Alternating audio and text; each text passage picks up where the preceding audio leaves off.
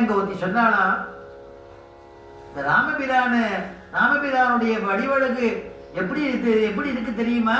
ஏன்னா அவன் இந்தூர் பொண்ணா, அயோத்தியிலேருந்து அங்க வாக்கப்பட்டு போன பொண்ணா.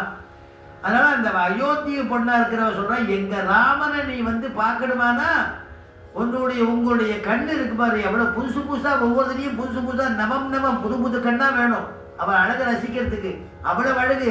இப்ப தெரிஞ்சுட்டா ராமன் அழகை பத்தி அப்படின்னு சொன்னாலாம் அவன்.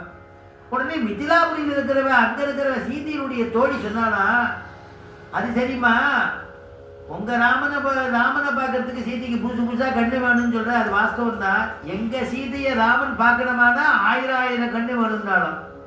நம்பியை காண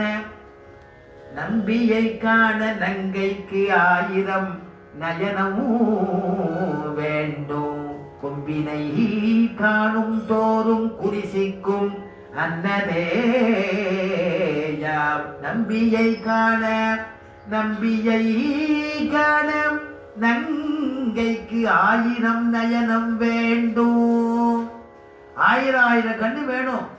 உங்க அந்த ராமன் வடிவழக சீத்தை வடிவழக பார்க்கணும்னா அவ்வளவு அழகு எங்க சௌந்தரியம் எங்க சீத்தை என்னாலும். அப்படி ஒரு மிதிலாபுரியில் நடந்தது அவ்வளவு விசேஷம் இல்லையா? அதைத்தான் இங்க சொல்றார் ஆண்டாள்.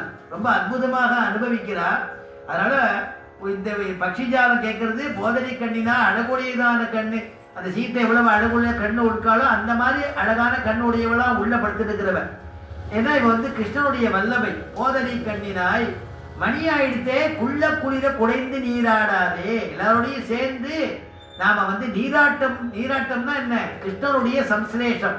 கிருஷ்ணனோட சேர்ந்து இருக்கக்கூடிய ஒரு வாய்ப்பு கிடைக்கிறதே. பஞ்ச உஷற்காலத்துல எழுந்து நீராடுவோம்னு நீ வர வேண்டாமா, தூங்கிட்டு இருக்கியே அப்படின்னு கேட்கிறாளாம்.